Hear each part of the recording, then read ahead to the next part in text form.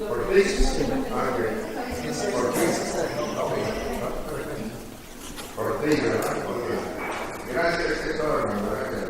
mí me da muchísimo gusto que el siguiente participante nos va a abrir una ventana, nos viene a ilustrar, y es nada más y nada menos que la ponencia magistral. Y esta va a ser el doctor Wolfi Efraín Cotton Uli. Tiene estudios en filosofía, teología, antropología, derecho e historia.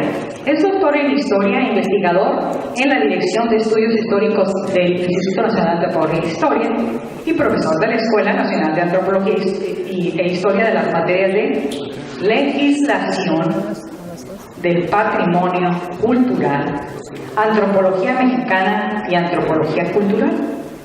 Ha impartido diversos cursos relacionados con la materia del patrimonio cultural en varias instituciones universitarias del país. Es conferencista y asesor de legislaturas de varios estados de la República en materia de legislación de la cultura y es consultor de las comisiones de Educación y Cultura del Honorable Congreso de la ONU. Recibamos pues al doctor Wolfi Efraín Cotton Uli. Con esta ponencia magistral que hemos estado esperando y que gracias al Instituto de Cultura de Baja California se hace posible tener al doctor el día de hoy. Él no es la primera vez que viene a participar con eventos diversos que el Instituto de Cultura realiza y organiza, pero el día de hoy nos vestimos de gala también con nuestro extraordinario ponente. Buenas tardes, muchísimas gracias. A esta hora del día la ventaja de participar en este turno es que ya los agarro cansados, entonces les agradezco muchísimo el haberme invitado a este producto de un equipo al que conocí hace algún tiempo y que verdaderamente son un ejemplo a seguir. Hace un momento cuando llegué, el profesor Ruelas me decía: gracias por venir a acompañar a estos locos. Y le dije: lo que pasa es que yo también estoy loco. Entonces, la verdad es un asunto que a veces le hace a uno pensar en un tema que llega uno a concluir que cuando se trata del tema de la cultura y particularmente del patrimonio cultural, es una lucha de toda la vida, Así que a rajarse su tierra, porque esto es incesante, esto es constante, y casi siempre, cuando se trata del tema del patrimonio cultural, casi siempre hay que luchar contra corriente. Ese es otro aspecto importante que tiene que ser como un supuesto.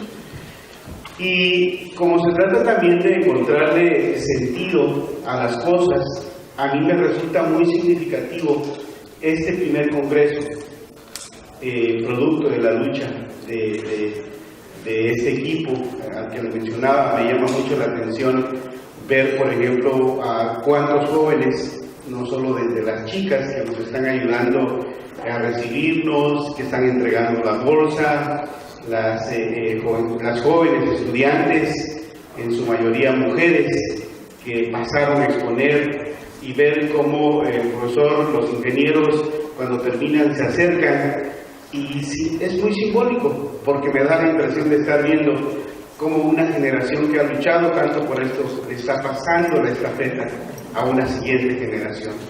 Y eso realmente es admirable, por eso me siento tan honrado de haber formado parte de este proceso y de que me hayan invitado. Y desde luego, la ingeniera Carolina Lozano, que ha sido la causante, la culpable de que yo esté aquí también ya en varias ocasiones. Le agradezco tanto su generosidad, su trato, su hospitalidad. Insisto, para mí es muy significativo, muy simbólico y significativo, porque el día de hoy, sin duda alguna, es el amanecer de una nueva etapa en el mundo. Por dos razones. A nivel mundial, evidentemente, por lo que ha sucedido con el vecino, que ha electo a un nuevo presidente y que culturalmente hablando yo he sostenido que es el regreso del fundamentalismo cultural ideológico de derecha. Y esto es un signo muy serio que tenemos que tener en cuenta, lleno de intolerancia, lleno de marginación, de exclusión. Entonces, en ese sentido, que estemos reunidos acá para hablar de lo opuesto, de la tolerancia, de la diversidad, de la inclusión, del sentido de la vida, en buena medida, es realmente muy significativo. Y por otro lado, porque el día de ayer, y hoy es se ha publicado un reglamento, el reglamento de la nueva Secretaría de Cultura del Gobierno Federal, que ha sido un instrumento administrativo, normativo, sumamente polémico, sumamente complicado, que desde mi punto de vista lo que busca en buena medida es centralizar el tema de la política pública en materia de cultura. Y creo que en ese sentido la acción de las entidades federativas, de los municipios, de las organizaciones sociales que se van conformando, tiene que ir en la línea justamente de moverse, de defender lo que se ha ido logrando poco a poco y desde luego trabajando en coordinación con las instituciones del gobierno federal. En ese sentido la lucha ha sido intensa. En los últimos tiempos me ha tocado formar parte de las mesas de discusión entre organizaciones sindicales, la Secretaría de Cultura, discutiendo este asunto del reglamento que se acaba de publicar, discutiendo el asunto del presupuesto, que se había reducido escandalosamente para el tema de la cultura. Si no mal recuerdo, se había reducido el presupuesto aproximadamente un 17%, lo habían recortado ante el serio problema financiero que se vive, y ahí hubo que dar otra lucha. Y entiendo que afortunadamente se ha resarcido ese daño presupuestal que mucho iba a afectar a las entidades federativas, que mucho iba a afectar a las instituciones federales. Afortunadamente ha sido otra lucha que se ha dado. Me ha tocado también formar parte del equipo que de alguna manera originalmente hizo la propuesta para esta nueva constitución que se está discutiendo en este momento en la Ciudad de México, hacer la propuesta para la parte de cultura. Y entonces ha sido muy satisfactorio, y esto es muy importante. ¿Por qué?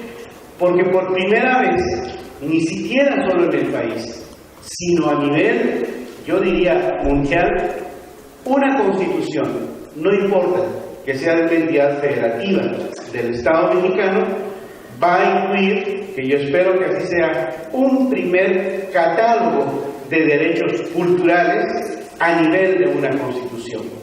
¿Eso qué significa? Significa que este asunto de la defensa del patrimonio cultural ahora se vinculará de una manera importante a la defensa de la cultura y del patrimonio cultural desde la perspectiva de las garantías fundamentales de los derechos humanos. Entonces ya no solo será un tema de obligación administrativa del Estado, sino ahora tratamos de que sea un instrumento, una nueva herramienta vinculada con la defensa de los derechos humanos que haga exigible el tema de los derechos culturales. Entonces creo que es un gran paso. En ese sentido estaremos, si esto se aprueba, estaremos a la vanguardia justamente de un nuevo pacto en la defensa del patrimonio cultural y evidentemente de los derechos culturales en general. Entonces es muy significativo para mí estar el día de hoy, aunque sea a veces complicado, aunque sea difícil ante tanta tarea, ante tanto trabajo que hay que hacer, pero de modo, pues hay que entrarle, es parte de nuestro tercermundismo, ¿no? Es parte de nuestras carencias, a veces hay que esforzarse, hay que quitarle tiempo al sueño, hay que quitarle tiempo a la comida a veces, etcétera, pero vale la pena. Entonces eso para mí es muy gratificante. Y en realidad yo quise, después de lo que he escuchado, que estoy entusiasmadísimo, quisiera plantear dos cosas como punto de partida. He escuchado aquí propuestas muy concretas del señor licenciado que habló de la ahorradora, de este fenómeno natural. Hizo una propuesta muy concreta, ya muy precisa, incluso con una técnica jurídica muy clara. He escuchado la propuesta de Barrio Nuevo, he escuchado la propuesta del ferrocarril, si no mal recuerdo, si hubo algún otro por ahí, perdón, lo olvidé en este momento, pero he escuchado propuestas muy concretas. Yo diría que de las conclusiones de este Congreso las haga suyas y las presente formalmente el Congreso ante el Instituto de Cultura o ante la legislatura. Habrá que ver las competencias en ese sentido, y también a nivel federal. La propuesta del señor licenciado fue muy clara en el tema del monumento natural, por ejemplo, de carácter federal, y entonces sería interesante, es decir, como un producto muy importante que el Congreso arropara, que la hiciera suya y formalmente lo presentara. Eso sería, desde mi punto de vista, un enorme paso, un gran paso, y de cualquier manera me parece que estaría involucrando a todos los que han tenido interés, digamos, por estar participando de este primer evento académico muy significativo en Baja California. Y no quiero cansarlos mucho porque ha sido ya largo, digamos, interesante escuchar los temas que se han vertido en este primer congreso.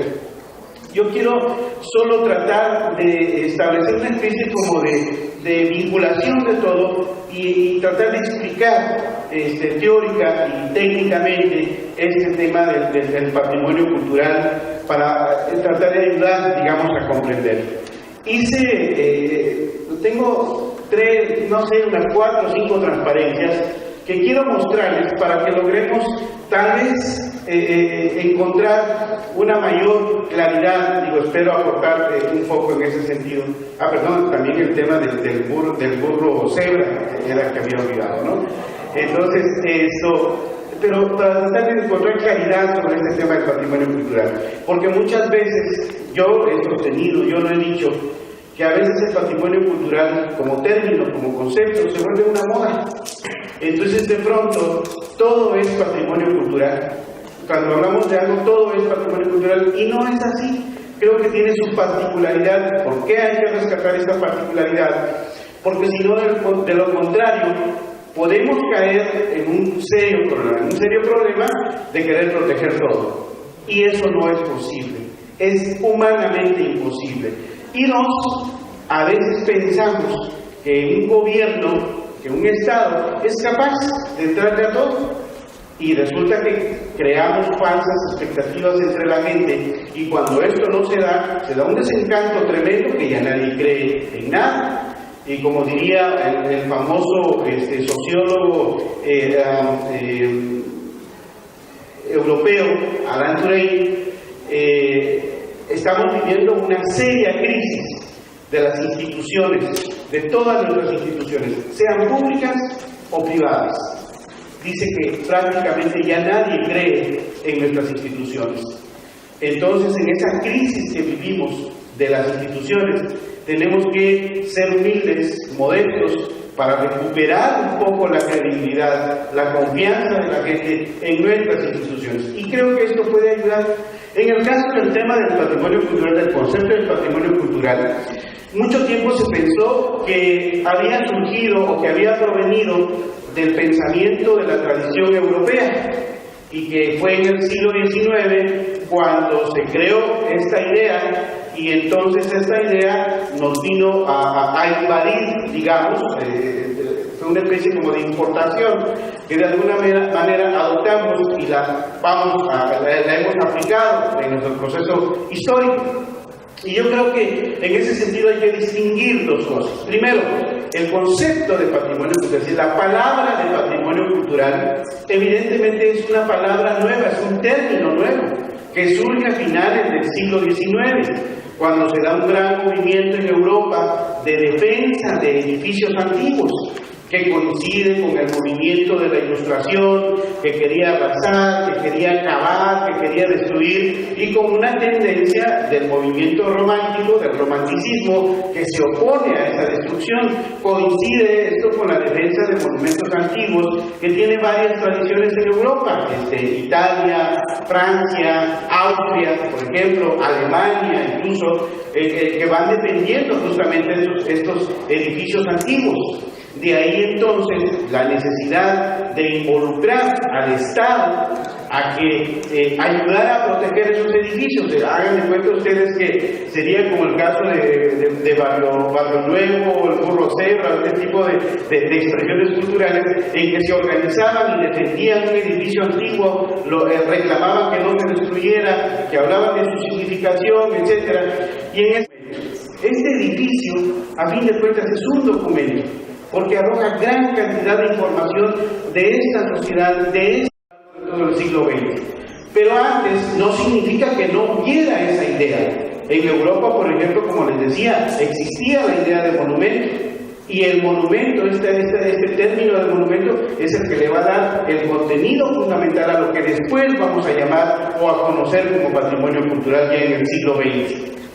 Pero no quiere decir tampoco que haya sido inventado en la cultura occidental, en el mundo helénico, en la cultura clásica romana, sino que también todos los pueblos prácticamente, si uno revisa, por ejemplo, la parte de la prehistoria, en el caso del hombre de Neandertal, el hombre de tipo Guiñac, estamos hablando de aproximadamente 40.000 años, aquel trabajador de piedra cantera que descubre un hueso, etcétera, y que de ahí se origina todo esto. Es muy interesante cómo los estudios que se han hecho sobre esta época nos van mostrando que aquellos seres, digamos, desde sus orígenes, empiezan a apreciar algunas cosas, digamos, ¿no? Como pudieran ser objetos de piedra, hachas, puntas para lanzas, instrumentos de hueso, instrumentos para peste, etc. Y los protegían y los conservaban. ¿Por qué? Porque su vida dependía de eso. Es decir, el origen del aprecio, de la conservación, de la preservación de objetos, en un inicio están significando la sobrevivencia del ser humano. Y esto se da prácticamente en todas las culturas.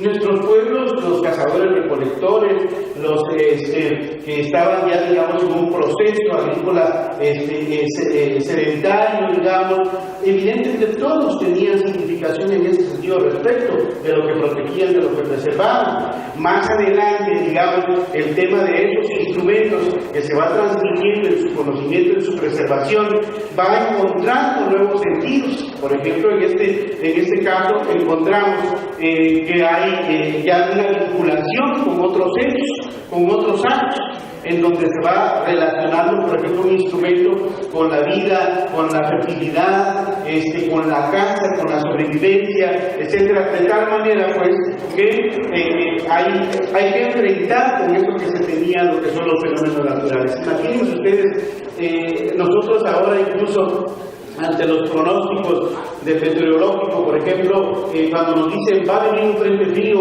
o va a venir un huracán o un ciclón, etcétera, y prepárense, etcétera. Ahora, con toda la tecnología, pues, ¿qué sería en aquellos tiempos cuando se venía un fenómeno natural devastador, un huracán, un terremoto, un incendio? El fuego, por ejemplo, solo se conocía en su poder destructivo.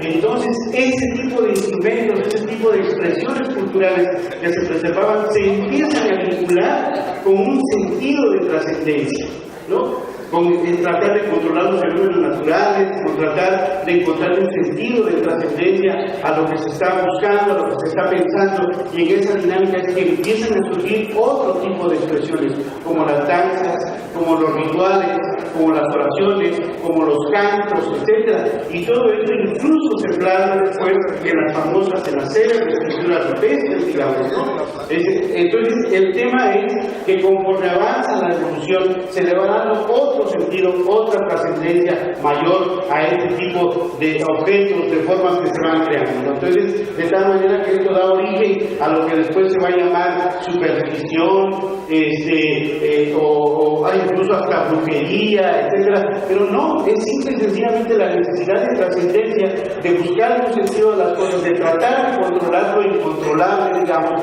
y eso entonces le da un contenido mucho mayor al sentido de las cosas que preservamos. Entonces no es nada más preservar por preservar, no es nada más por conservar por conservar, sino que tiene un sentido de trascendencia. Y aquí necesariamente, ojo, estamos hablando no solo de objetos materiales, sino también de expresiones que ahora llamamos inmateriales.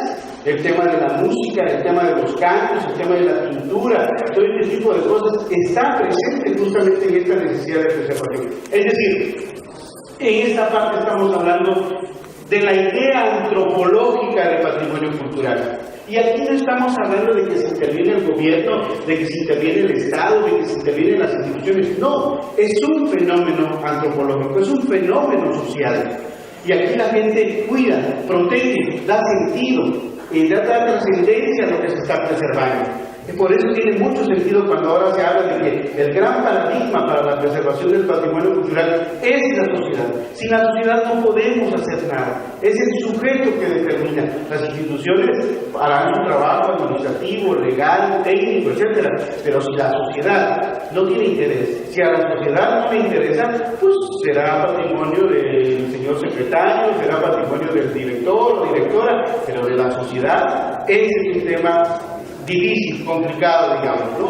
En este sentido, entonces, todas las culturas, todos los pueblos tienen patrimonios culturales, ni siquiera un patrimonio cultural, muchos patrimonios culturales. Por eso se habla de que el patrimonio cultural responde a los niveles de identidad. Tiene una identidad local, cerrada, amplia, etcétera. Ahí vamos a encontrar elementos, expresiones culturales que dan identidad. Y esa es una idea de patrimonio cultural. Entonces, como ustedes ven, esto no se inventó en Europa. O sea, todas las culturas, todos los pueblos tenían esa idea, tenían ese sentido, digamos, de conservación, de preservación. La visión antropológica. Ahí no hablamos de intervención de gobierno, de Estado, de instituciones, en la sociedad en que está actuando. Segundo nivel o segunda dimensión, la dimensión histórica o historiográfica.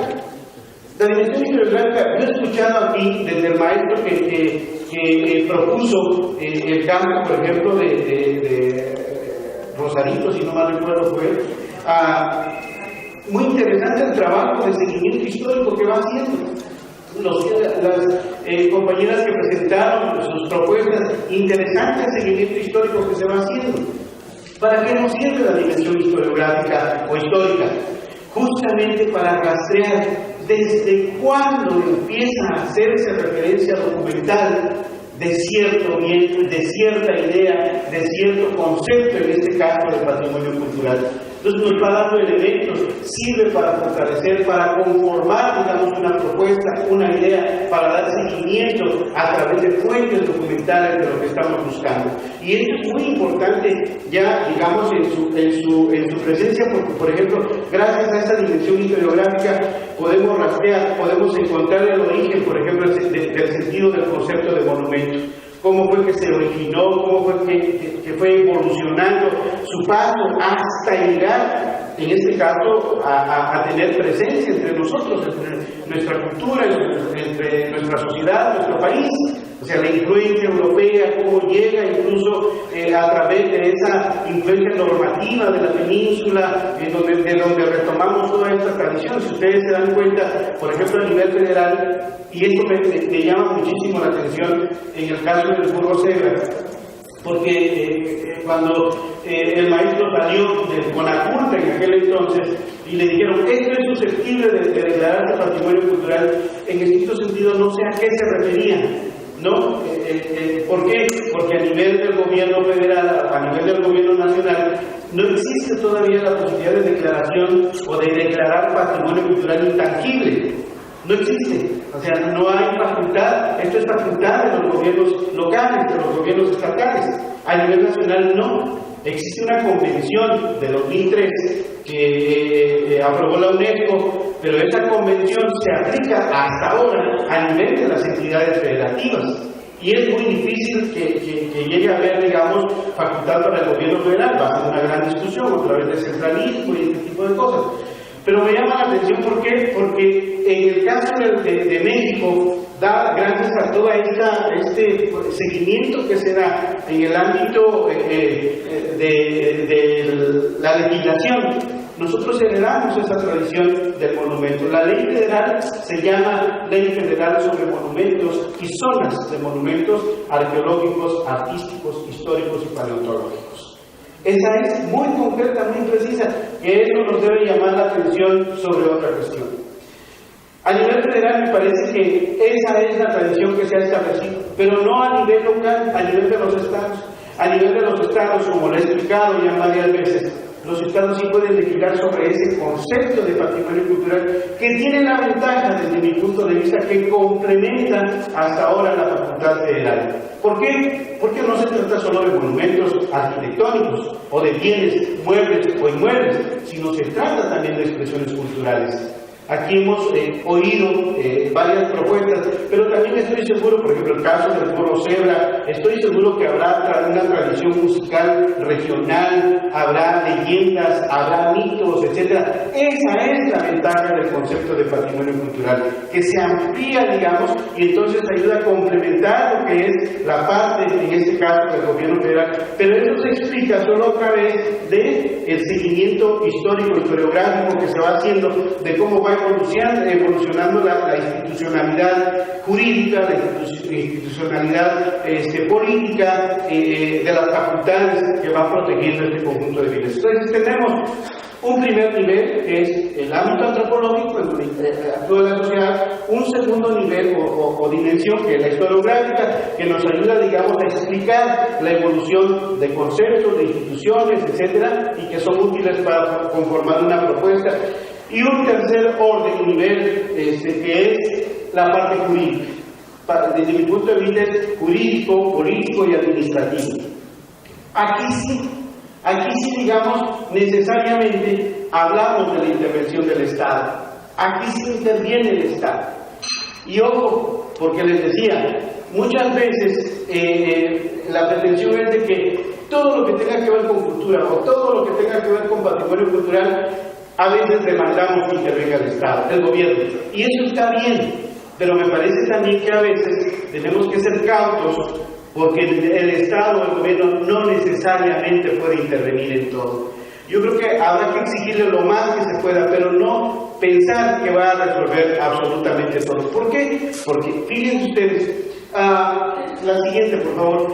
El gobierno, cuando interviene de manera muy concreta, muy precisa. ¿De qué manera interviene el gobierno? Desde mi punto de vista, hay 4 formas de intervención del gobierno. 1, creando normas. El gobierno tiene que establecer, definir la relación entre el Estado y los particulares. Entonces, si se le dice, oye, gobierno, protege este edificio, inmediatamente lo que tiene que haber es una normatividad, en donde va a establecer qué sí se puede hacer y qué no se puede hacer, ¿no? Define la relación a través de una norma. Pero también interviene 2, a través de otra forma, creando instituciones administrativas. Alguna institución, algún órgano tiene que encargarse de aplicar esa normatividad, si no, no serviría de nada que exista una normatividad. Entonces, segundo, creando órganos o instituciones administrativas. 3, asignando recursos. Si no hay recursos, pues francamente, prácticamente no se puede hacer nada. ¿De qué manera se hace? Si no hay para pagar al personal, para hacer los estudios técnicos, para crear instrumentos operativos, etcétera, etcétera. 3 y 4, creando instituciones, esto es importantísimo, creando instituciones generadoras de conocimiento. O sea, si algo se necesita en el ámbito cultural o del patrimonio cultural es generar conocimiento. Si no, la gente en ese sentido no puede, digamos, actuar en consecuencia. Ayer comentábamos con la ingeniera Carolina, le decía yo, ¿saben qué? Hay una función que es fundamental, yo lo he venido pensando mucho, es una función fundamental actual que para mí es importantísima en este momento. ¿Cuál es esa función? La difusión. De nada sirve conservar, de nada sirve preservar, de nada sirve declarar si no hay difusión, si no hay conocimiento de eso. Eso tiene que impactar, y por eso me da muchísimo gusto el trabajo que ha hecho este equipo increíble, porque están vinculando a nuevas generaciones, y eso se convierte en un proceso de difusión que se multiplica, digamos, y que va a impactar en muchos sentidos. Yo creo que entonces el tema del conocimiento, de la difusión, es fundamental. Desde mi punto de vista, esas son las 4 formas básicas, fundamentales en que interviene el Estado con relación a esta idea, a este concepto de patrimonio cultural. Y vean por qué eso es importante, porque a fin de cuentas el concepto de patrimonio cultural es tan amplio, pero a su vez requiere de precisión. Cuando hablamos del concepto de patrimonio cultural, estamos entendiendo que es un conjunto de creaciones o productos culturales. Necesariamente el patrimonio cultural tiene que ver con la creación cultural. Es un conjunto, no es toda la cultura. Es un conjunto de producciones o creaciones culturales seleccionados. Necesariamente cuando hablamos de patrimonio cultural hay que seleccionar, hay que elegir, hay que distinguir. Se habla de que el elemento fundamental que distingue es el valor, lo veremos ahorita. Dice, este conjunto de productos culturales seleccionados serán tangibles o intangibles, o materiales o inmateriales, como le llama ahora la UNESCO. Dice que un grupo social o una sociedad en su conjunto hereda de generaciones anteriores. Esto es muy importante también. ¿Por qué? Porque el patrimonio cultural, como les decía, no necesariamente existe un solo tipo o 2 tipos de patrimonio cultural. Existen diversos tipos de patrimonio cultural. Y digamos, si queremos que intervenga el gobierno, que intervenga el Estado, necesariamente se tiene que involucrar a distintos órdenes de gobierno. Puede haber un patrimonio municipal, puede haber un patrimonio estatal, puede haber un patrimonio federal, ¿sí? Pero ¿por qué está haciendo referencia a los distintos niveles de identidad? Una colonia puede tener con su fiesta de la colonia, con su fiesta del barrio, eso puede ser su patrimonio cultural. ¿Puede intervenir el gobierno o no? Sí, eso ya es una decisión que se plantea, que se estudia, que se realiza, pero no necesariamente está hablando de la intervención de un gobierno. Dice, que era de generaciones anteriores. Esta es una característica del patrimonio cultural, que es herencia de generaciones anteriores. Dice que tiene una valoración actual, sí, por supuesto tiene una valoración actual. Que tiene aporte actual, por supuesto que sí.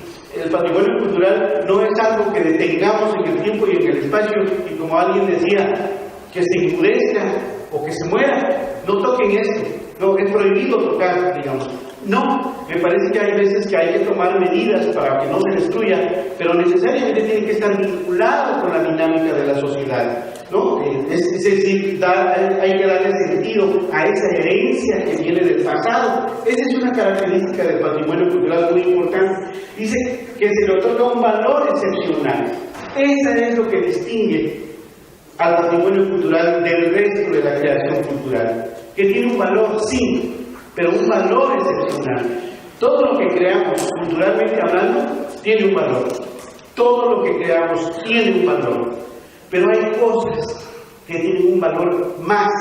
Hay cosas que tienen un valor excepcional. Ese plus, digamos, eso que es más, es lo que da el sentido de que se considere como patrimonio cultural. Si no, como les digo, pues tendríamos que preservar todo, y esto es imposible. No es posible meterlo en una vitrina y que ahí se quede para siempre, ¿no? Entonces, ese es un punto importante, el valor excepcional, y por eso se decide preservar las cosas que son útiles para su permanencia. Pero ojo, que hay otro elemento importante.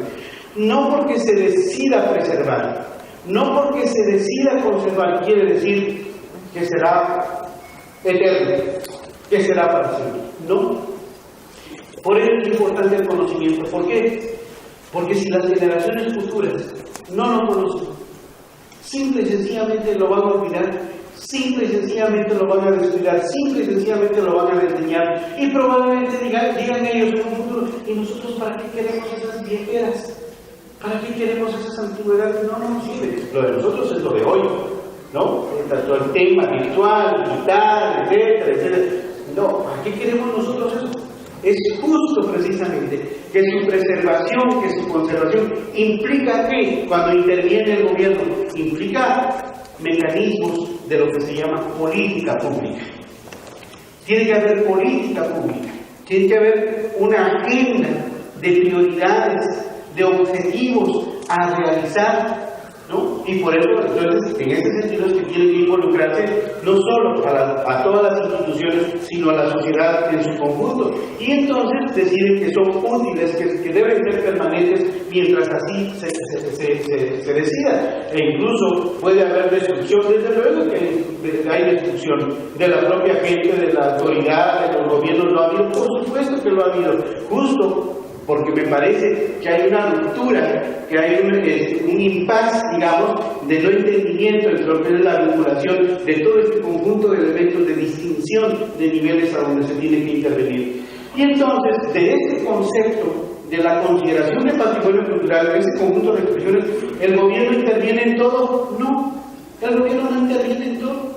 Digo, el gobierno no es una hermana de la caridad, o no es un alma caritativa, que diga, sí, hombre, yo me hago cargo de todo. No, por supuesto que no. El gobierno también tiene intereses. El gobierno dice, a ver, esto sí es útil, esto me sirve, etc. Pero ahí es justo donde entra el papel de los consejos consultivos, de las comisiones, de las instituciones, y en qué no puede intervenir, ¿sí? Entonces, ese es un aspecto importante, y yo creo que está bien, porque si no va a suceder lo que sucedió con las políticas de Estado desde la segunda mitad del siglo XX, que después de la posguerra, después de la Segunda Guerra Mundial, lo que sucedió es que el gobierno se llenó de servicios públicos. A todas las demandas que empezaron a surgir, el gobierno, el Estado decían, sí, hombre, yo dentro, hasta que se dio cuenta que no podía. Y entonces empezó a vivir una especie de frustración por no ser capaz de alguna manera de cumplir con todos los servicios públicos con los que se comprometió. Entonces, en ese sentido, hay que ser conscientes de que el Estado no puede, yo diría, y no debe intervenir en todo. Porque a veces, si dejamos que esto suceda, vamos a caer en una estatización que después no vamos a poder controlar. Y acuérdense, cuando hablamos de la intervención del Estado, del compromiso del Estado, tienen que ver colores, ¿eh? Si es azul, si es amarillo, si es verde, si es rojo, etc. Tiene que ver, por supuesto que tiene que ver. Por eso las políticas públicas se dicen que están condicionadas financieramente, ideológicamente, políticamente, porque justamente tienen que ver eso. No todos piensan igual, no todos tienen la misma visión, es más, no todos tienen la menor idea de lo que esto significa. Sí, no todos entienden. Y en algunos casos no entienden que no entienden. ¿Sí? Entonces, ahí viene lo que tampoco, y por eso el papel importante de la sociedad. Por eso me da muchísimo gusto ver aquí a los maestros, a los ingenieros, a la ingeniera Carolina, a la maestra Juanita, que están aquí, ese interés justamente de vincularse, porque es justamente la necesidad, es lo que necesitamos, digamos, en este sentido, ¿no? Bueno, desde este punto de vista, la política cultural entonces estatal será siempre limitada, siempre tendrá límites, no podrá alcanzar absolutamente todo. La que sigue, por favor. Quisiera, en un esquema, explicar, para terminar y no cansarlos más con este tema del patrimonio cultural. Vean ustedes, el círculo verde es el fenómeno de la cultura. Y ahí encontramos danzas, creencias, construcciones, música, costumbre, instituciones, leyendas, espacios urbanos, calles, lo que sea, comida, etc.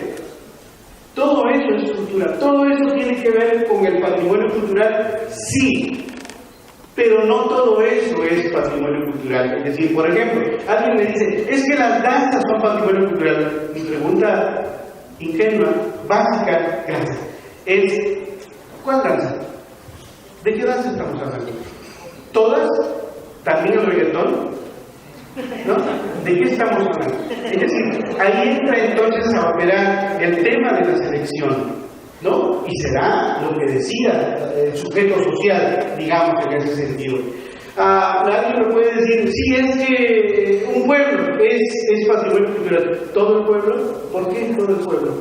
Hay que justificar, hay que explicar, porque tiene un valor. Preguntémosle a la gente si realmente lo tiene, ¿sí? O sea, entonces se va seleccionando, se va definiendo. Por eso el tema de las declaratorias implica poligonales. implica áreas específicas, porque hay que regularlo, porque hay que establecer medidas de política pública, porque hay que involucrar a los particulares, porque no se trata solo de ponerles cargas, sino también de buscar beneficios de alguna manera, digamos, estímulos, etcétera, etcétera. Entonces, en esa perspectiva, me parece que este esquema nos ayuda a entender, a dimensionar justamente que toda la cultura tiene que ver con el patrimonio cultural, sí, pero no toda la cultura es patrimonio cultural, ¿sí? Sino solo a partes, digamos, que van seleccionando en ese sentido. De tal manera, pues, que una legislación tiene que tener mucha visión de las cosas, pero también tiene que ser prudente y no generar falsas expectativas entre la gente, porque si no después será imposible cumplirlo. Dicen que muchas veces nuestras legislaciones en materia cultural se han convertido en buenos deseos, se han convertido en cartas a, no sé, a Papá Noel, a los Reyes Magos, a Niño Jesús, no lo sé, pero son leyes que a veces no se pueden cumplir. Entonces, por eso la necesidad justamente de que nosotros nos involucremos y llamemos la atención en ese sentido. Ahora que estuvimos discutiendo, estamos discutiendo en el Constituyente, en la Ciudad de México, hablábamos de eso, ¿no? O sea, no se trata solo de poner buenos deseos, sino de que se haga concreto su exigencia, lo que se llama su exigibilidad, digamos, ¿no? Que pueda operar un mecanismo, que pueda involucrar una institución, pues si no, de otra manera, realmente, insisto, serán simple y sencillamente aspiraciones políticas, buenos deseos, nada más, ¿no? Entonces, esto me parece que es importante y por eso valoro, celebro mucho que este espacio se haya construido y que es un honor para mí que me hayan invitado, porque me parece que vale la pena hacer un pequeño esfuerzo más, porque los resultados probablemente ni nosotros los veamos, pero habrá generaciones futuras, venideras, que se van a involucrar en ese sentido. Termino diciéndoles nada más que hace como 6 meses terminé un último libro que estará por salir, y entonces platicando con el señor ministro Cosío, que me hace el favor de prologar este libro, me decía, oiga, pero nosotros en la Corte no teníamos idea de que había existido esta discusión, este debate, cuando se estaba debatiendo, por ejemplo, la promulgación de la ley del 72. Entonces es muy interesante ver cómo discutieron grandes personajes que han pasado a la historia, grandes personajes que construyeron políticas públicas a mediados del siglo XX. Ahí estaban debatiendo, ahí estaban discutiendo. Entonces eran argumentos históricos, argumentos antropológicos, argumentos arquitectónicos, jurídicos, artísticos, fotográficos, etc. Ahora que escuché a la compañera que expuso lo de la Cineteca Tijuana, estaba yo maravillado porque coordino un seminario de patrimonio cultural allá en la Dirección de Estudios Históricos, y en esta semana que discutimos el tema de cómo impactan los proyectos de desarrollo al asunto de la conservación y la restauración de los bienes culturales. Y entonces llegó la maestra Mari Carmen López, la directora de restauración del laboratorio de la Cineteca Nacional, a hablarnos lo que están haciendo en el proceso de restauración de la Cineteca Nacional, lo carísimo que resulta, pero esos procesos interesantes en cómo están rescatando películas, documentales que estaban ya prácticamente perdidos. Es una inversión carísima de millones y millones de pesos, y dicen, ¿cómo le vamos a hacer si cada vez nos recortan más el presupuesto? Entonces, cuando veo eso, realmente como dice, me da sentimiento, digamos, ¿no? Y además me da muchísima alegría, me siento muy animado porque realmente me queda claro que las nuevas generaciones también vienen empujando y se van a involucrar en eso. Bueno, muchísimas gracias por la oportunidad.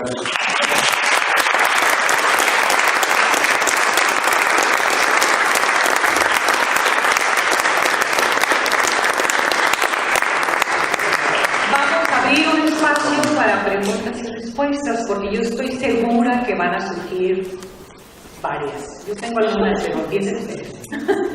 Por ahí el micrófono va a estar a la mano para que quien esté interesado en hacer preguntas, por favor le pasen el micrófono. No tengan miedo, estamos de lujo, no viene todos los días el maestro. Por favor, porque si no yo voy a empezar a preguntar y pues como soy la dueña del micrófono van a decir que qué chiste, ¿no? Me parece muy interesante que allá tenemos la primera pregunta, doctor. Hola, me gustó mucho esta plática.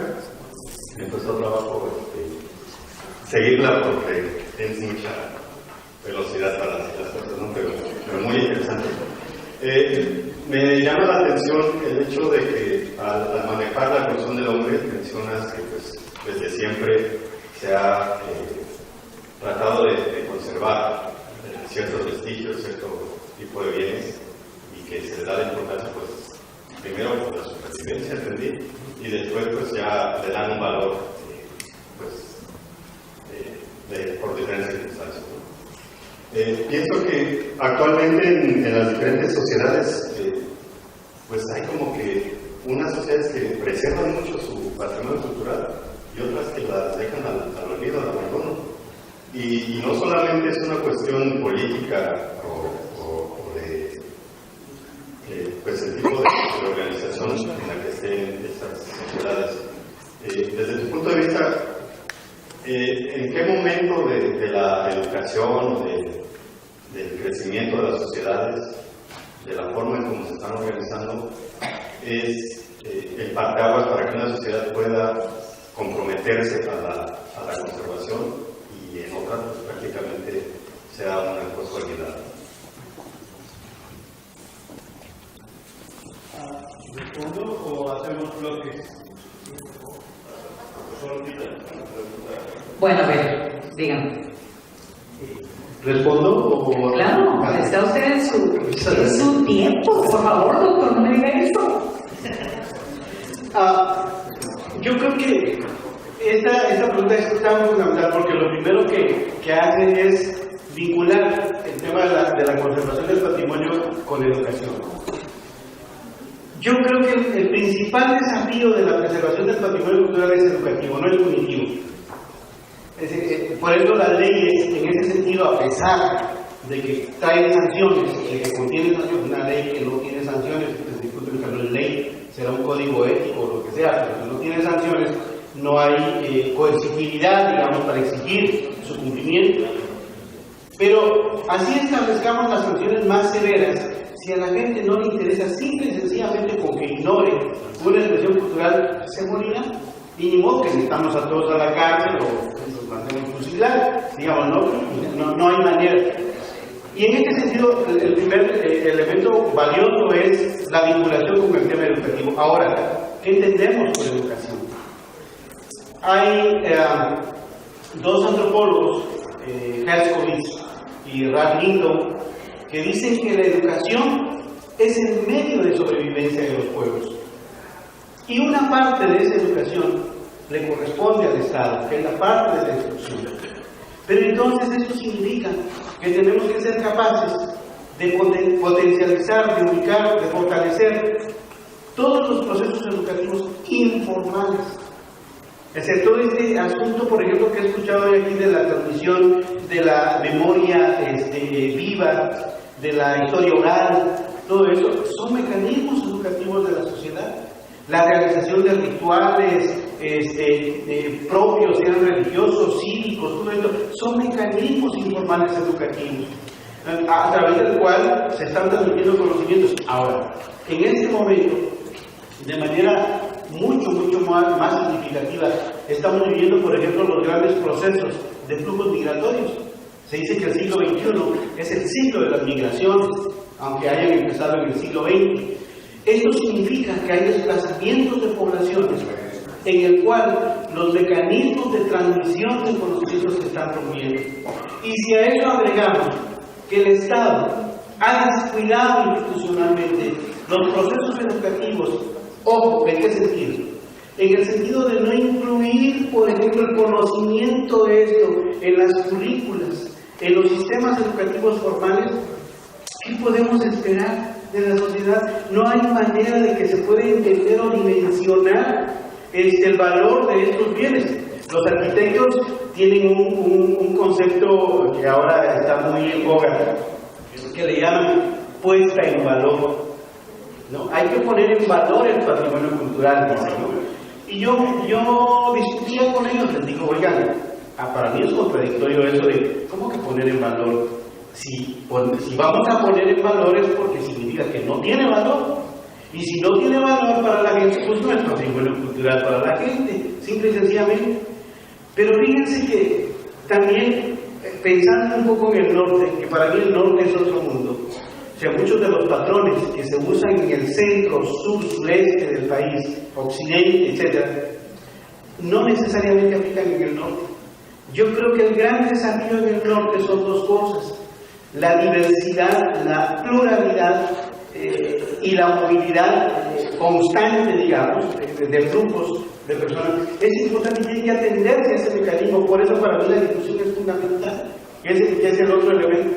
Pero además, yo he estado pensando y repensando justamente que en la Ciudad de México hablamos de una categorización, de un concepto que es el patrimonio pluricultural. Entonces, cuando decimos en qué momento a la sociedad no le interesa, tenemos que poner de acuerdo, no le interesa aquí, concretamente. Pues no le interesan los edificios antiguos, etc.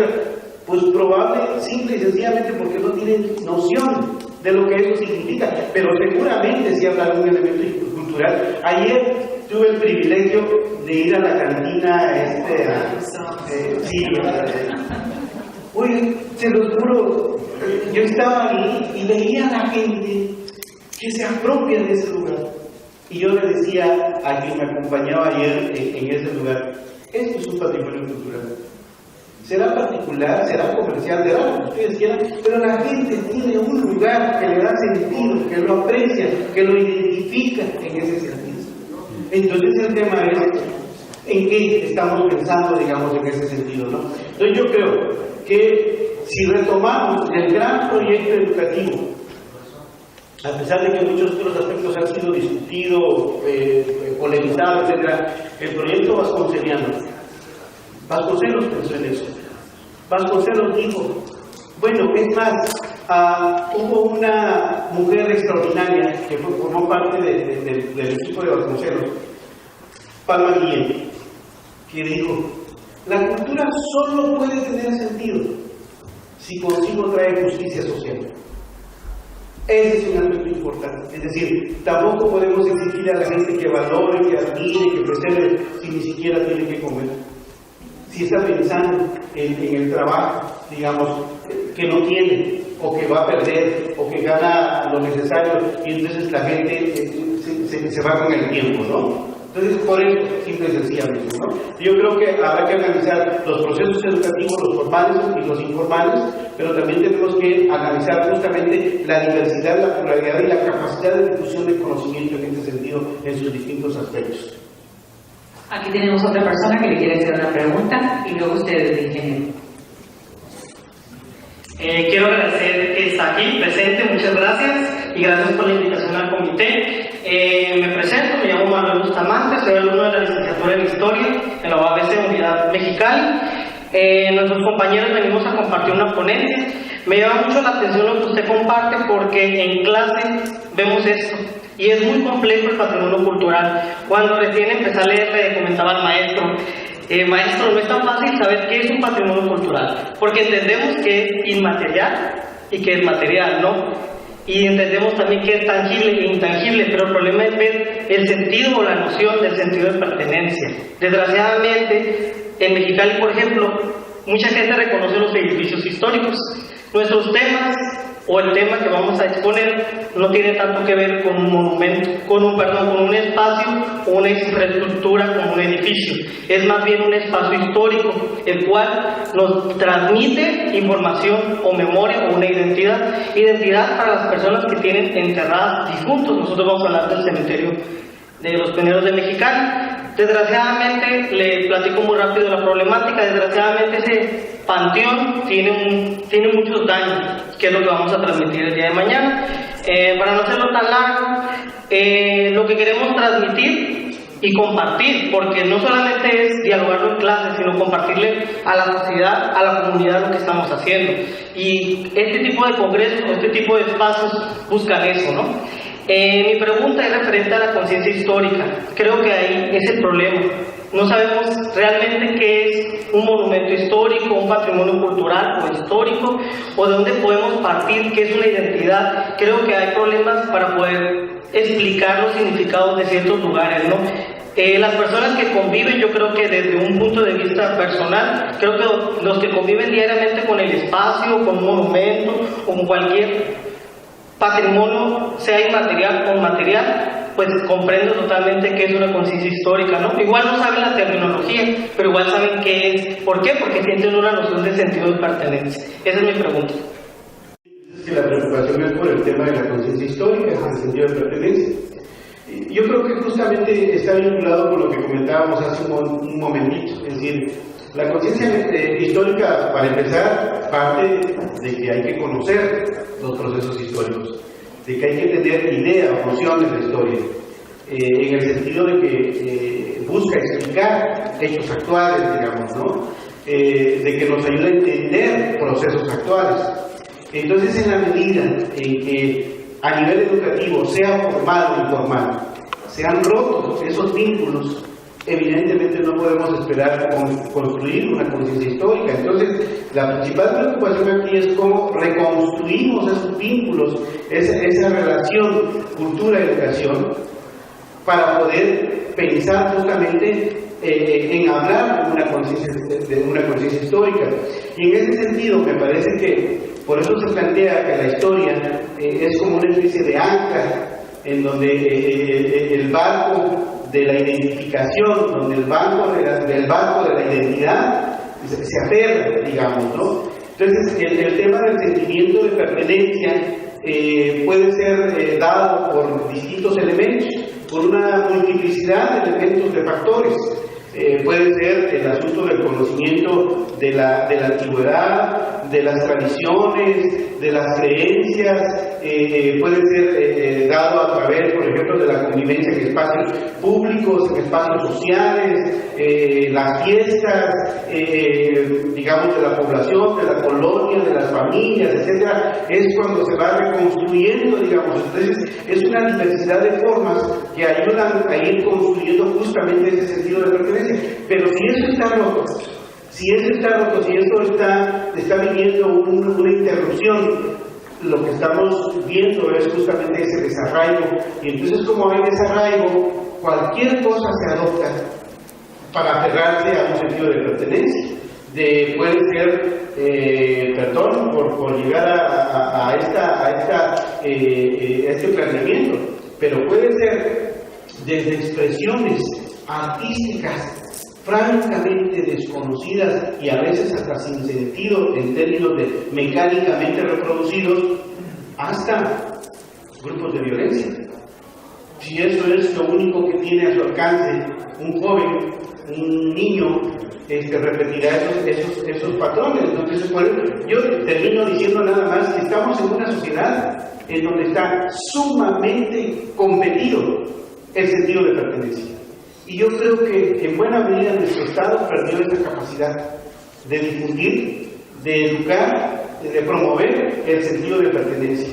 Y ahora lo está perdiendo todavía más porque hay una diversidad de grupos que le disputan ese sentido de pertenencia. Entonces, si no hay todo este vínculo histórico de conocimiento, de aprendizaje, etcétera, francamente no habrá sentido de pertenencia, pero la gente de todo el mundo lo construye y echa mano de lo que tiene a su alcance. Gracias. Bien, la próxima pregunta. Buenas tardes a todos. Le quería hacer una pequeña pregunta. Yo tengo más de 29 años fomentando la historia de Mexicali a través de un museo, y un museo itinerante y un museo fijo. Mi pregunta es, ¿hay peligro de que el gobierno se quede con todas las colecciones que mucha gente tenemos? Gracias.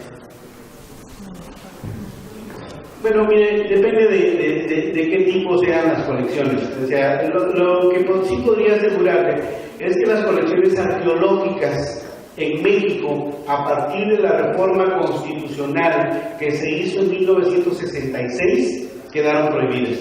Todos los bienes arqueológicos son propiedad de la nación. Entonces, ¿qué sucede? Que hay particulares que tienen piezas arqueológicas consigo, que tienen, llamémosle, colecciones, etcétera.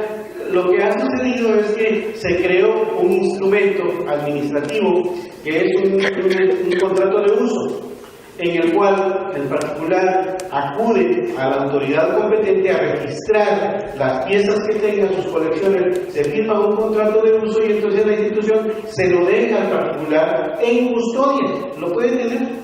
Eso sí, cuando, digo, ojalá y no suceda, cuando pierda la vida, esas piezas, esos bienes, los recoge la institución, la autoridad tiene la facultad de recoger, o si alguien de su familia, su hijo o quien sea, tiene interés en seguir conservándola, se vuelve a firmar nuevamente ese instrumento administrativo para que la siga preservando, la siga teniendo bajo su custodia.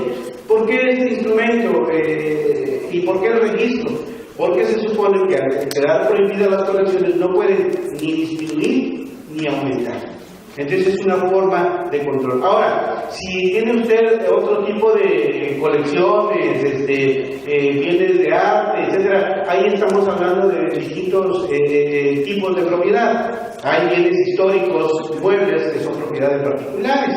No estamos hablando de libros antiguos, estamos hablando de indumentarias o qué sé yo, bienes históricos, que eso sí son de propiedad particular, pero que al quedar declarados como bienes históricos, lo único que no puede ser, por ejemplo en el caso de los libros antiguos que entran dentro de esa declaratoria, es que no pueden salir del país. Usted puede igual venderla, alguien puede comprarla, etcétera, pero el único requisito es que están registrados, pero no pueden salir del país, no, siguen siendo de su propiedad. Entonces, ahí habría que ver la distinción del tipo de bienes, ¿no? Otra pregunta, doctor. Doctor, por ahí me hizo ruido lo que asienta respecto de que no todo es patrimonio cultural. Sin embargo, pues yo entiendo como patrimonio cultural todo lo que es cultura.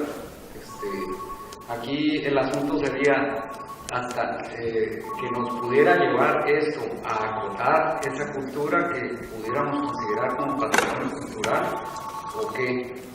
Porque, por ejemplo, hablamos de costumbres. Estas costumbres tendríamos que acotarlas como las malas costumbres o las buenas costumbres, la memoria, los vestigios, ¿qué hacemos? O sea, la cuestión aquí es hasta de tipo moral, ¿no? O sea, llegamos a los extremos de condenar a veces esas memorias. Por ejemplo, ahorita se me ocurre la tauromaquia. Hay quienes están a favor, hay quienes están en contra. Sin embargo, es un hecho de que eso se está dando, se dio y ahí está. Es memoria, pues, finalmente. Y es cultura, a final de cuentas. Buena o mala, pero es cultura, es historia, es un vestigio. Entonces, aquí el asunto es no todo es patrimonio cultural.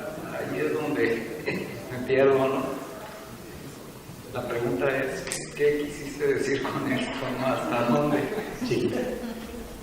Bueno, el tema es, digamos, relativamente sencillo en medio de su complejidad.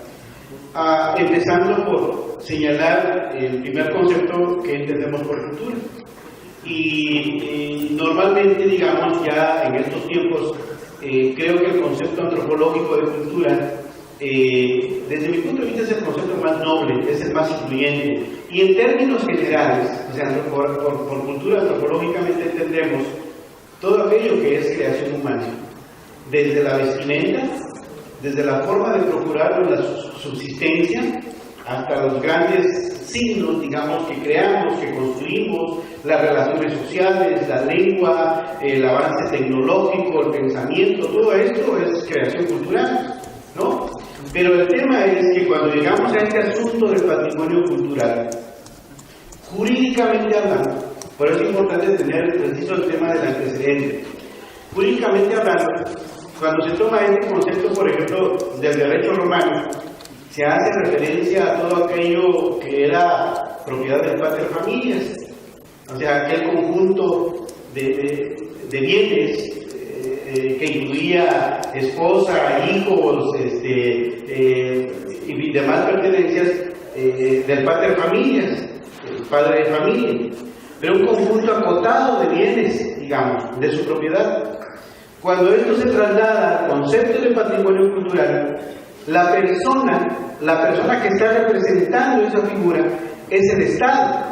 Y entonces cuando se habla de patrimonio cultural, jurídicamente hablando, se está hablando de un conjunto de bienes que pertenecen o que son de interés del Estado, pero un conjunto de bienes que forman parte de ese mundo de la cultura. Entonces, por ejemplo, pongamos un ejemplo muy concreto, muy vivido en este momento. Y hagamos referencia, por ejemplo, a todo el tema de la violencia. La violencia también es una creación cultural, por supuesto que es una creación cultural. O sea, que no estemos de acuerdo con ella, ese es otro asunto, es el tema moral, ético, legal, etc.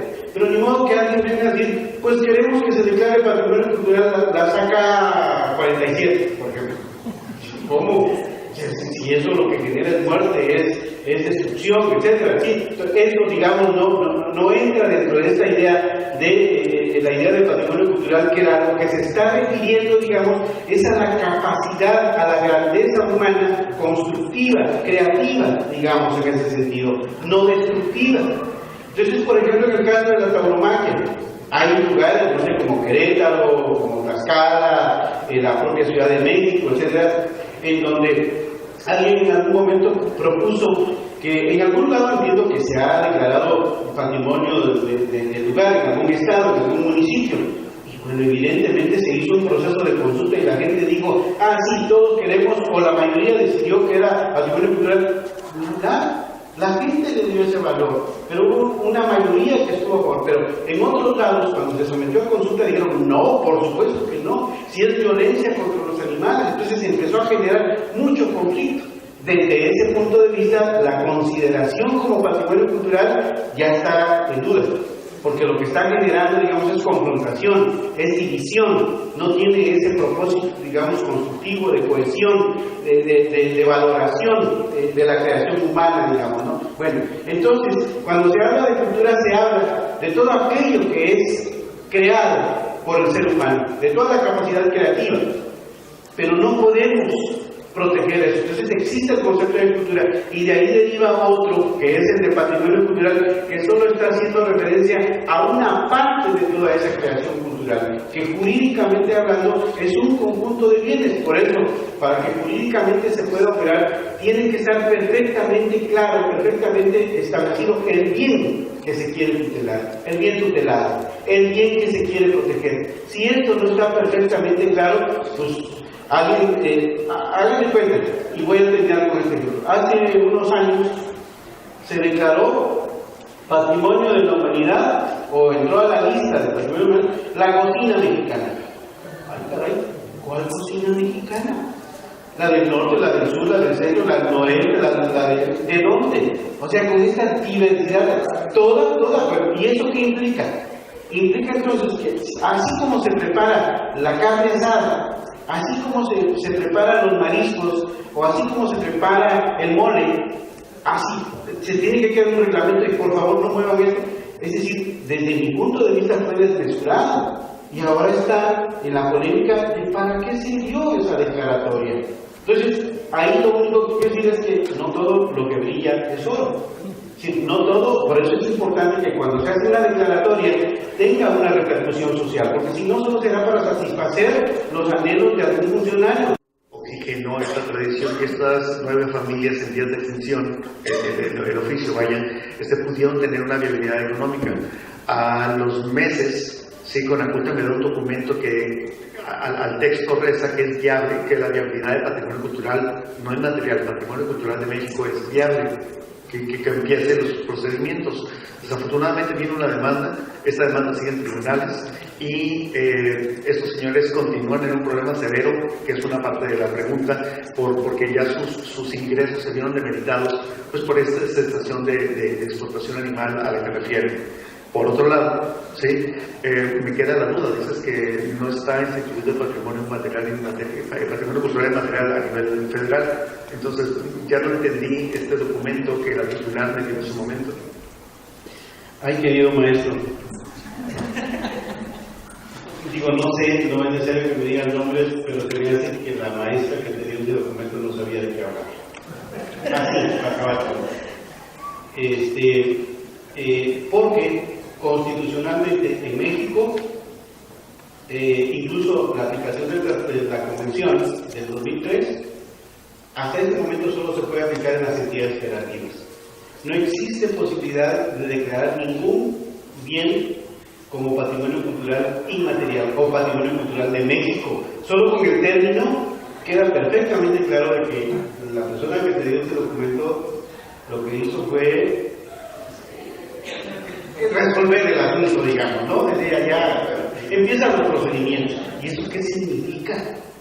O sea, hay que crear un expediente técnico, hay que hacer una investigación, hay que hacer quién se va a presentar, quién es la instancia, dónde está establecida en la legislación. No, eso, perdón, lo digo con toda franqueza, con todo respeto, eso fue una timada, de pelo. Ahora, el asunto es, yo creo que en este caso, el tema por eso es importante tener noción de que cuando se va a solicitar una declaratoria o una protección, en este caso como un bien que forme parte del patrimonio cultural, aguas hay que tener claro, porque normalmente es limitación de derechos, normalmente es que se norma y entonces empieza a haber límites para su uso, digamos, ¿no? En este caso, yo creo que más bien habría que pensarlo a nivel local, y yo creo que también tiene que ver con un tema de política pública. Es decir, queda claro que el uso del puro cebra, desde mi punto de vista, implica poner a trabajar a los animales y de ahí se deriva un beneficio económico para los dueños. Bueno, el tema es cómo conjugamos mecanismos de protección a esos animales que no se sienta que están siendo maltratados, superexplotados, etc., sobre todo ahora con este tema del reclamo del derecho de los animales, de tal manera que se pueda garantizar mediante peritajes que no están siendo violentados, no están siendo sacrificados, digamos, en este sentido, ¿no? Entonces yo creo que hay un desafío de política pública que habría que, yo lo que propondría es, ¿por qué no invitar a biólogos? ¿Por qué no invitar a los protectores de derechos de los animales, tema de derechos, incluso de derechos humanos, abrir una mesa de discusión y plantear este asunto en qué sentido la defensa de los derechos de los animales y la sobrevivencia de la gente tienen que conciliarse? Yo creo que hay que discutirlo con especialistas porque desde mi punto de vista son temas que tienen que ver con política, con mecanismos de política pública, y eso desde mi punto de vista no quita que pueda declararse como patrimonio cultural, pero entonces habría que pensar en los mecanismos de política pública que el Estado o el municipio tendría que implementar para la preservación de esta tradición y desde luego, ojo, por encima de cualquier consideración de patrimonio cultural está la vida humana. Y en este caso, digamos, la vida de los animales también. Entonces, eso es muy importante. Digamos, del beneficio social, el beneficio del Estado, pero también el beneficio del particular de que lo está viviendo. Esa es la polémica ahorita cuando se discute de la vinculación de la economía y la cultura. Termino señalando que hace unos días en la mesa esta del constituyente discutíamos con la maestra Beatriz Pajés y la señora ministra de la Corte, doña Olga Sánchez Cordero, la ministra decía, es que yo creo que se puede poner en la Constitución de la Ciudad de México que la cultura es un pilar fundamental para el desarrollo económico. Hay que ponerlo. Y yo le decía, señora ministra, yo estoy de acuerdo que la cultura tiene una dimensión económica, pero poner eso en una Constitución es mandar un mal mensaje, en el sentido de que vamos a convertir en mercancía, de que vamos a mercantilizar expresiones culturales que no tienen que ver nada con el tema mercantil en este sentido. Pero en este caso me parece que es un ejemplo muy concreto, y yo diría que el problema son mecanismos de política pública, y hay que discutirlo con especialistas cómo podemos implementar mecanismos que concilien las dos cosas. Muchas gracias. Solamente como referencia, muchos de los puntos que comentaste ya están en el pleno de Cabildo en Tijuana para someter una nueva reglamentación con todos los actores que acabas de mencionar, y bueno, ya con los documentos vamos por un camino. Gracias. Buenas tardes. Yo tengo una pregunta que va relacionada con los últimos comentarios. Mi pregunta es, para México en este momento, ¿no? Hablábamos de México y de las reglamentaciones sobre patrimonio desde finales del siglo XIX, principios del XX. Tenían un tilde nacionalista, un tilde político sobre todo, es decir, la preservación del patrimonio en México era con fines de una unidad nacional, una, digamos, si quieres, identidad, llamaría más identificación nacional. En este momento, ya que hemos dejado un poco la parte, digamos, la intervención del Estado por un lado, o se pretende, ¿cuál es la función social de la preservación del patrimonio en México? O sea, en ese momento, ¿cuál es la inquietud? Si ya no estamos hablando de un Estado interventor, no estamos hablando de un Estado que maneja todo, sino un poco más desde la iniciativa privada o desde la sociedad como tal. ¿Qué función tiene y qué pretendemos precisamente con la preservación? Si vemos que es un gran reto en el sentido de que qué es importante para unos, qué es importante para otros. Si ya no se trata de generar una identidad nacional, ¿qué pretende la preservación del patrimonio? Esa sería mi pregunta. Pues muy interesante y desafiante la pregunta. Yo lo que diría es que no existe una posición monolítica. O sea, no existe la posición mexicana de que ya nos olvidemos del nacionalismo. No. Yo creo que existen tendencias, corrientes, sectores que debaten justamente este tema. Yo escuchaba hace unas semanas un noticiero muy escuchado a nivel nacional, que conduce un periodista muy reconocido, Ciro Gómez Neiva, que invitó a dos escritores, a Marita Scherer y un periodista Lozano, que escribieron un libro que se llama El priista que todos llevamos dentro. Y entonces yo me compré el libro y lo empecé a ojear, pero escuchando los comentarios de los autores y de periodistas, francamente me pareció una falta de respeto a la consideración de un nivel de identidad, como el tema de la identificación nacionalista, porque para ellos eso es una rémora, eso es ya deplorable, eso es cosa del pasado, eso es fundamentalismo, eso es intolerancia. Yo creo que están equivocados. Depende de cómo entendamos el concepto de nación. Yo creo que el concepto de nación ya no significa una imposición que todos pensemos y seamos iguales. Hoy se plantea que la idea de nación mexicana es diversa, que la fuerza de la nación mexicana está en su representación diversa, plural, de las culturas y de las sociedades.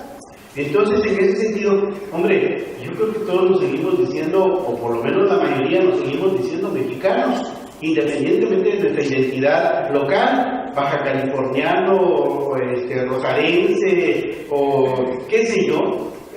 Hay un nivel de identidad que se reconoce en ese sentido, y no por eso significa que seamos intolerantes, fanáticos, qué sé yo, excluyentes. Yo creo que no.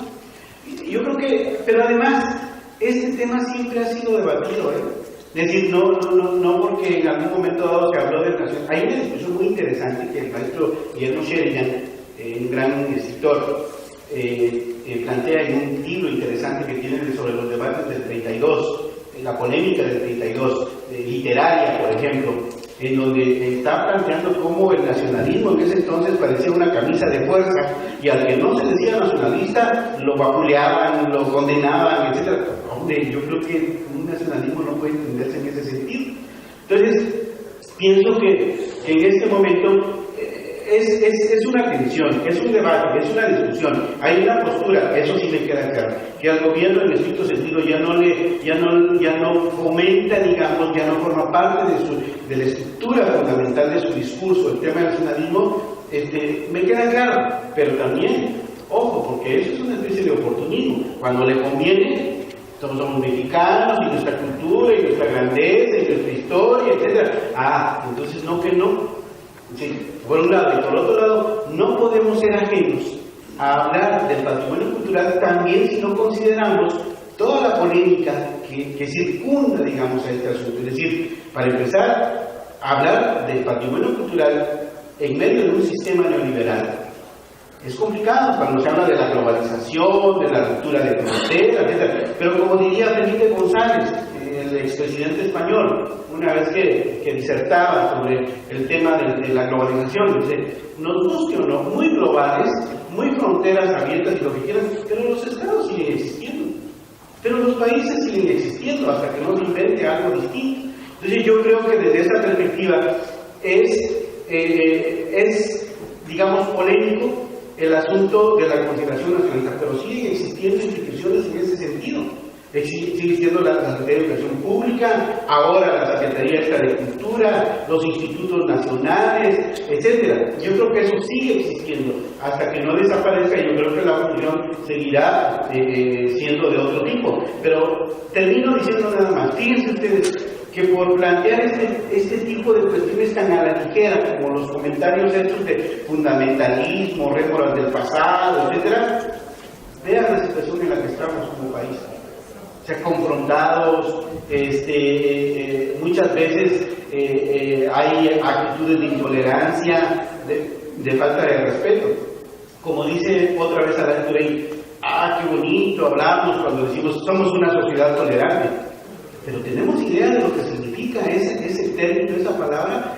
Justamente creo que tiene que ver con ruptura de procesos educativos y con vender el discurso de que ya basta de nacionalismo, ¿no? Y yo creo que ese es un discurso falso, debatible, que creo yo que sigue teniendo vigencia. Si no, insisto, siguen existiendo las identidades, siguen existiendo los estados, siguen existiendo los países.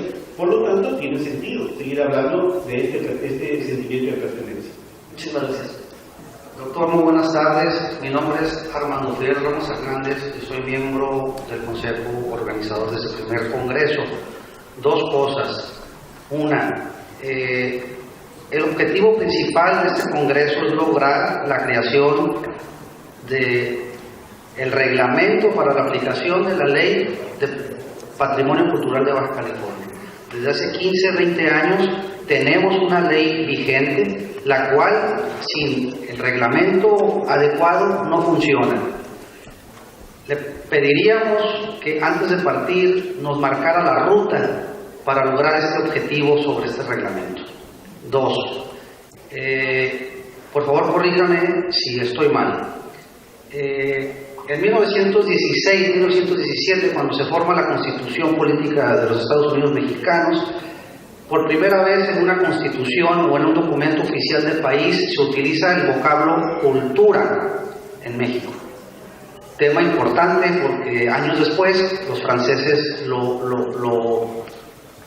hacen lo propio y de ahí empiezan las leyes internacionales y los decretos en preservación de la cultura mundial. Gracias. De su planteamiento. A veces me pido mucho del protagonismo de decir, a ver, señores, este es el primer paso, 1, 2 y 3. Me parece, en primer lugar, que lo primero que yo tengo que reconocer es la enorme capacidad, la enorme resistencia, la lucha, el trabajo que ustedes han hecho, y eso de entrada ya es un punto de partida. Yo diría que con toda la experiencia que tienen, con todos los problemas que han detectado, lo que tendría como propuesta, digamos, para continuar con esto que ustedes ya han hecho, son simple y sencillamente dos cosas. Uno, hacer reuniones expresos expresas, digamos, con una agenda de los problemas que ustedes ya han detectado con relación al tema de la ley. O sea, tienen que clarificarse esas problemáticas que ustedes han visto en la ley. Y segundo, formar una comisión redactora del reglamento. Una comisión redactora muy concisa, muy concreta, no mucha gente, digamos, porque si no se convierte en asamblea y entonces esto es un cuento de nunca acabar, digamos, ¿no? Entonces, una comisión redactora, qué sé yo, de 5 personas que hagan una primera propuesta de reglamento, y esa primera propuesta de reglamento, teniendo sobre la base el tema, el texto de la ley, tal como está, digamos, sobre esa base, redactarlo, hacer una primera propuesta de redacción y luego someterla a discusión, hacer reuniones expresas de discusión, por ejemplo, capítulo por capítulo, confrontándolo con el texto de la ley, hasta llegar a ponerse un tiempo perentorio, digamos, no sé, 2, 3 meses, un tiempo prudente, digamos, para tener el texto final del reglamento y luego que la instancia correspondiente lo tome y haga las consultas pertinentes en las instancias, ante la consejería, ante los jurídicos, etcétera, que puedan realizar él. Y si, incluso si se pudiera hacer un trabajo conjunto inmediatamente con la propia Secretaría o con representantes de estos órganos, sería un trabajo mucho más avanzado, mucho más ligero, que llevaría a una pronta aprobación, digamos, de ese reglamento. Eso sí, lo que yo digo, a partir de la experiencia, por ejemplo, de que estuvimos debatiendo este asunto del reglamento interior de la Secretaría de Cultura del Gobierno Federal, hay que tener muchísimo cuidado con que un instrumento administrativo no exceda, bueno, de hecho es un principio, un reglamento no puede estar por encima de una ley, un reglamento no puede agregar nuevas cosas, porque no se trata de legislar, sino se trata de instrumentar, de buscar un mecanismo para instrumentar lo que ya existe en la ley, digamos. Y de hecho, en la ley baja californiana, que ya comenté en otra ocasión, vienen varias cuestiones que prácticamente son disposiciones reglamentarias. Tal vez eso signifique un avance. Entonces, termino señalando que, desde mi punto de vista, en primer lugar, y en mi experiencia, habrá que hacer una agenda de problemáticas detectadas en la propuesta de reglamento de la ley, discutirla y luego las instancias que corresponden, ¿no? Bueno, nosotros no quisiéramos que se fuera, pero estamos abusando ya del tiempo suyo y de los asistentes, entonces vamos a hacer entrega de esta placa de reconocimiento por su participación en el primer Congreso de Patrimonio Histórico y Cultural de Baja California, que se le otorga al doctor Martin Cotton en su tema Conservación y Legislación del Patrimonio Histórico.